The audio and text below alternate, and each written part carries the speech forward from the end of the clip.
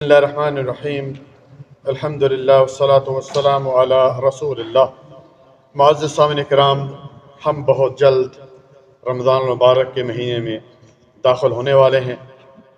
رمضان المبارک کا مہینہ کیوں اس میں اتنی رونقیں، اس میں افطاریاں، اس میں جناب سحری کا کھانا، رونق بڑھ جاتی ہے، کیونکہ اس میں آپ کو بتاؤں گا آج تقریباً 17 اعمال، اس میں جملہ عبادات اس میں داخل کی گئی اس مہینے میں، جو کسی دوسرے مہینے میں نہیں۔ اس لیے اس مہینے کی عظمت، پہلی بات اس میں روزہ فرض کیا گیا۔ سورۃ البقرہ آیت نمبر 183 میں فرمایا یا ایھا الذین آمنوا کتب علیکم الصیام کما کتب علی الذین من قبلکم لعلکم تتقون، اے ایمان والو تم پر روزے فرض کیے گئے ہیں جس طرح کہ تم سے پہلے لوگوں پر فرض کیے گئے تھا، اس لیے کہ تم پرہیزگار بن جاؤ، تم میں تقوی آ جائے۔ روزے پہلے قوموں میں بھی تھے، اور میں آپ کو ایک بات بتاؤں، پہلی قوموں میں ایسی قومیں بھی تھی جن قوموں میں 24 گھنٹے کا روزہ ہوتا تھا۔ اللہ اکبر، یعنی شام کو افطار کیا مغرب میں اور پھر ساتھ ہی روزہ شروع ہو جاتا۔ یہ تو اللہ تعالیٰ کا فضل ہے کہ ہم افطاری کرتے ہیں مغرب اور رات ہم کو سونے میں مل جاتی ہے۔ کوئی آدمی شادی شدہ ہے، بہت سارے مسائل ہیں، اس کو یعنی سہولت ہے، لیکن آپ دیکھیے 24 گھنٹے کا روزہ پہلے ہوتا تھا۔ اس لیے پیارے بھائیوں، آگے جو ہے سورۃ بقرہ کی آیت نمبر 184 میں کیا فرمایا؟ ایامن معدودات، یہ چند گنتی کے دن۔ لوگ بڑے پریشان ہیں، یار کیا ہوگا، روزے ہیں، یہ ہے وہ ہے۔ نہیں بھائی، یہ کوئی 3 مہینے 6 مہینے نہیں ہے، 1 مہینہ ہے اور پتہ بھی نہیں چلے گا، اور روز رمضان کا مہینہ ختم ہو جائے گا پیارے بھائی۔ تو اس لیے اس سے فائدہ اٹھائیے۔ نمبر 2، رمضان میں جو ہے وہ عمرہ، آپ جانتے ہیں کہ نبی صلی اللہ علیہ وسلم کے ساتھ حج کرنے کے برابر، ایک ہوتا ہے صرف حج اور ایک نبی صلی اللہ علیہ وسلم کے ساتھ حج۔ اللہ اکبر، اور یہ کسی دوسرے مہینے میں نہیں ہے۔ نمبر 3، قرآن کریم کا نزول اس مہینے میں ہوا، چنانچہ اللہ تعالیٰ نے قرآن کریم میں کیا فرمایا؟ سورۃ البقرہ آیت نمبر 185 میں شہر رمضان الذی انزل فیہ القرآن، ہم نے اس قرآن کو اس مہینے میں جو ہے وہ نازل کیا۔ نمبر 4، اس مہینے میں جو ہے ہم باجماعت ایک عمل کرتے ہیں، نماز تراویح پڑھتے ہیں، قیام کرتے ہیں پیارے بھائی۔ دوسرے مہینوں میں تو نہیں کرتے نا۔ نبی صلی اللہ علیہ وسلم نے کیا فرمایا؟ من قام رمضان ایمانا واحتسابا غفر له ما تقدم من ذنبه، جس نے ایمان اور ثواب کی نیت سے رات کو قیام کیا، تراویح پڑھی، اس کے پچھلے گناہ معاف کر دی جاتے ہیں۔ لیکن 2 شرطیں ہیں، ایمان توحید ہو، اور دوسرا کیا ہے؟ وہ احتساباً اخلاص ہو، اور یہ نیت ہو کہ ہم اللہ تعالیٰ اس کا اجر دے گے۔ یہ نہیں کہ چلو یار دوسرے روزے رکھ رہے ہیں، چلو ہم بھی رکھ لیتے ہیں، نہیں، اس طرح نہیں۔ اسی طرح پیارے بھائیوں، نبی صلی اللہ علیہ وسلم نے کیا فرمایا؟ افضل الصلاۃ بعد الفریضہ الصلاۃ اللیل، فرض نمازوں کے بعد سب سے افضل نماز جو ہے یہ نماز ہے۔ کون سی نماز؟ یہ تہجد ہے یا قیام اللیل ہے، یہی تراویح ہے۔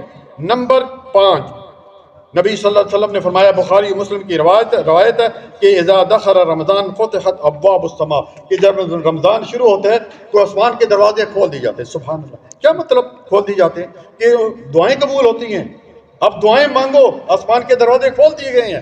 اسی طرح پیارے بھائی، نمبر 6، اس مہینے میں ایک جو ہے روزہ داروں کے لیے جو ہے وہ اس کا دروازہ ہے خاص، جس کا نام ہے باب الریان۔ نبی صلی اللہ علیہ وآلہ وسلم نے فرمایا ان فی الجنت بابا یقال له الریان، کہ روزہ داروں کے لیے ایک خاص دروازہ بنایا گیا ہے جس کا نام باب الریان ہے، اور اس میں سے صرف روزہ داروں کو گزرنے کی داخل ہوگی، اور روزہ ان کو دیکھ رہا ہوگا، پکار رہا ہوگا این الصائمون، روزہ دار کدھر ہیں؟ جب روزہ دار اس میں سے گزر جائیں گے، کسی اور کو اس میں سے داخل ہونے کی اجازت نہیں۔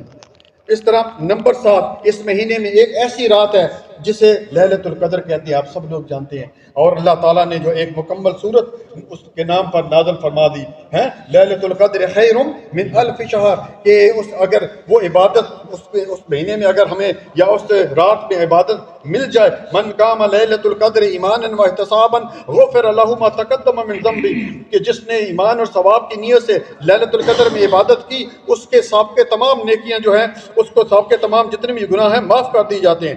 نمبر 8، نبی صلی اللہ علیہ وآلہ وسلم نے فرمایا اذا كانت اول لیلۃ من رمضان، کہ رمضان کا جب پہلی رات ہوتی ہے، اللہ اکبر، کیا بات ہے، کیا ہوتا ہے؟ اللہ تعالیٰ کی طرف سے شیاطین اور جتنے بھی یہ جنات ہیں ان کو جکڑ دیا جاتا ہے، اور جنت کے دروازے کھول دیے جاتے ہیں، اور جہنم کے دروازے بند کر دیے جاتے ہیں، اور جنت کا دروازہ ہمیشہ کھلا رہتا ہے، کوئی بند نہیں ہوتا، اور جہنم کا دروازہ جو ہے ہمیشہ بند رہتا ہے۔ اور اسی طرح ایک نادن منادن، ایک یعنی منادی کرنے والا، پکارنے والا کہتا ہے یا باغی الخیر اقبل، اے نیکی کرنے والے آگے بڑھ۔ کتنا آسان کر دیا، کتنا اللہ تعالیٰ نے ہم پر فضل کیا، کتنا اکرام کیا اس بندے کے لیے کہ نیکی کرنا تاکہ بندے کے لیے آسان ہو جائے، آسان ہو جائے۔ کیا خیال ہمارے شیطان ہر چیز کو بند کر دیا ہے۔ یا باغی الخیر اقبل، اے نیکی کرنے والے آگے بڑھ، و یا باغی الشر اکثر، اور اے برائی کرنے والے، گناہ کرنے والے اب تو شرم کر، اب تو شرم کر۔ اللہ تعالیٰ نے کتنا اکرام کیا، ہر چیز جو ہے وہ جو برائی کی طرف لے کے جاتی تھی اس کو بند کر دیا ہے، اور جو اچھائی کی لے کے جاتی تھی اس کو کھول دیا جاتا ہے۔ اسی طرح پیارے بھائیو، روزے کو اللہ سبحانہ و تعالیٰ نے کیا کہا کہ روزہ خاص میرے لیے، کل عمل ابن آدم لہ الا الصیام، یہ آدم کے ہر بیٹا، ہر جو ہے اس کا عمل جو ہے اس کے لیے سوائے روزے کے، روزہ جو فَإِنَّهُ لِي وَأَنَا أَجْزِي بِهِ، روزہ خاص میرے لیے اور اس کا اجر بھی میں ہی دوں گے، حدیث قدسی ہے۔ اسی طرح پیارے بھائیو، نمبر 10، رمضان میں ایک ایسا عمل ہے کہ انسان عشاء کے وقت وہ کر کے اگر سو جائے تو پوری رات فرشتے اس کے لکھتے رہتے ہیں، تہجد تہجد، قیام اللیل قیام اللیل۔ کون سا عمل ہے پیارے بھائیو؟ نبی صلی اللہ علیہ وآلہ وسلم نے فرمایا من قام مع الامام، جس نے امام کے ساتھ تراویح شروع کی، قیام شروع کیا، حتی ینصرف، آخر تک رہا، آخر تک جب پورے وتر بھی پڑھ لیے، کوتب لہ قیام لیلۃ، اس کو پوری رات جو ہے وہ قیام کا ثواب ملتا ہے، پوری رات جس طرح وہ تہجد پڑھ رہا ہے۔ بہت سارے لوگ میں نے دیکھے ہیں تراویح تو پڑھتے ہیں لیکن جب وتر کی باری آتی ہے تو پیچھے چلے جاتے ہیں، پتہ نہیں کیوں بھائی، نہیں یا تو یہ 2 1 پڑھتے ہیں تو ہم تو 3 پڑھتے ہیں، تو اس طرح کی نہیں میرے بھائی، یہ جو طریقہ ہے نبی صلی اللہ علیہ وسلم ثابت ہے۔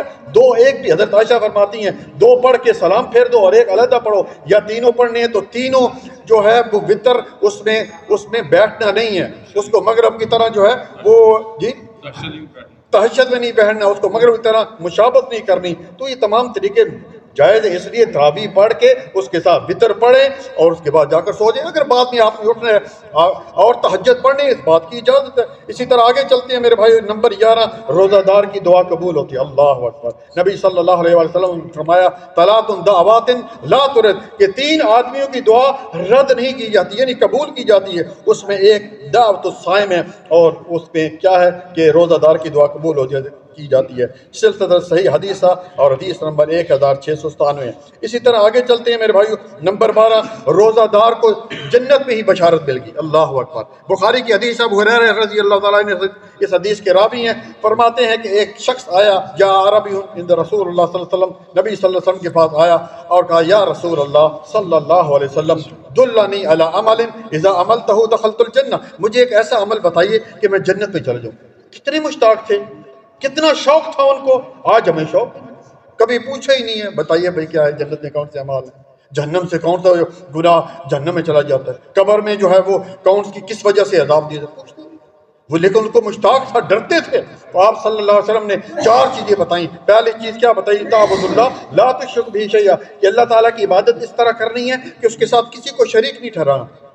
نبی صلی اللہ علیہ وسلم یہ بھی تو کہہ سکتے ہیں بھائی اللہ تعالیٰ کی عبادت کرتے ہو، لیکن یہ مین پوائنٹ ہے کہ اللہ تعالیٰ کی عبادت کرنی ہے لیکن اس کے ساتھ کسی کو جنوں میں، فرشتوں میں، انسانوں میں شریک نہیں کرنا۔ نمبر 2، وَتُقِيمُ الصَّلَاةَ الْمَكْتُوبَةَ، اور فرض نماز پڑھنی ہے، نمبر 2۔ نمبر 3، وَتُؤَدِّي الزَّكَاةَ الْمَفْرُوضَةَ، اور زکوٰۃ جو فرض زکوٰۃ ہے وہ دینی ہے، وَتَصُومَ رمضان، اور رمضان کے روزے رکھنے ہیں۔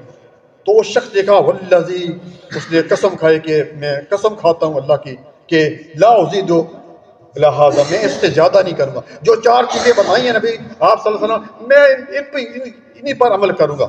تو وہ شخص جب واپس پلٹا جانے لگا تو رسول اللہ صلی اللہ علیہ وسلم نے کیا فرمایا؟ اگر کسی نے جنتی شخص کو دیکھنا ہے تو وہ جا۔ سبحان اللہ، کیا مشکل ہے بھائی، یہ 4 چیزیں ہم نہیں کر سکتے۔ اسی طرح میرے بھائی آگے چلتے ہیں، نمبر 13 اللہ تعالیٰ نے قرآن کریم میں سورۃ احزاب آیت نمبر 35 میں جو روزہ دار ہیں، عورتیں ہیں، مرد ہیں، ان کے لیے جو ہے وہ کیا کیے ہوئے بخشش تیار کی ہے کہ والصائمین والصائمات اعد اللہ لهم مغفرۃ واجر عظیما، کہ روزہ داروں کے لیے بخشش ہے، اللہ تعالیٰ نے ان کو معاف کر دی ہے اور آگے ان کا اجر ہے یعنی جنت ہے۔ نمبر 15 رمضان مبارک کی ہر رات کو جو اللہ تعالیٰ بہت سارے لوگوں کو جہنم سے رہائی دلاتے ہیں، اللہ اکبر۔ اسی طرح میرے بھائیو نمبر 16 یہ روزہ رکھنے والوں کے لیے جو ہے اللہ تعالیٰ نے ان کے گناہوں کو معاف کر دیا ہے، جس طرح کہ نبی صلی اللہ علیہ وسلم نے فرمایا، بخاری کی روایت ہے کہ من صام رمضان ایمانا واحتسابا غفر له ما تقدم من ذنبی، جس نے ایمان اور ثواب کی نیت، دو شرطیں ہمیشہ یاد رکھیں، توحید پر ہوگا بندہ، شرک سے بچنے والا ہوگا تو اسی کے جو ہے وہ گناہ معاف ہوں گے، اور دوسری شرط واحتسابا، وہ اس کی نیت یہ ہوگی کہ یا اللہ مجھے اجر دے دے، یعنی اس میں اخلاص بھی ہوگا، اللہ کے لیے خالص عبادت ہوگی، یہ نہیں کہ چلو یار باقی روزہ رکھ رہے ابھی کھا پی تو سکتا نہیں میں بھی رکھ لوں تو پھر اس کا اجر نہیں ملے گا۔ تو اللہ تعالیٰ، اللہ کے رسول نبی صلی اللہ علیہ وسلم نے کیا فرمایا کہ اس کے ساتھ کے گناہ جو ہیں وہ معاف کر دی جاتے ہیں۔ اور آخری بات 17 اس میں اس رمضان کی آخر میں ایک زکوٰۃ الفطر ہے جو ہم دیتے ہیں، اور نبی صلی اللہ علیہ وآلہ وسلم نے فرمایا فرض کی گئی ہے کہ جو زکوٰۃ الفطر دیتا ہے، تھوڑی سی قیمت ہے بھائیو، کہ جو اس میں یعنی روزوں میں رمضان میں کوئی چھوٹے موٹے گناہ ہو جاتے ہیں تو اللہ تعالیٰ وہ معاف کر دیتا ہے، جسے ہم فطرانہ بھی کہتے ہیں۔ اللہ تعالیٰ سے دعا ہے کہ اللہ تعالیٰ میں نیک عمل کرنے کی توفیق عطا فرمائے۔ ربنا تقبل منا انک انت السمیع العلیم وتب علینا انک انت التواب الرحیم۔ سبحان ربک رب العزۃ عما یصفون والسلام علی المرسلین والحمد للہ رب العالمین۔ جزاکم اللہ خیرا، بارک اللہ فیکم۔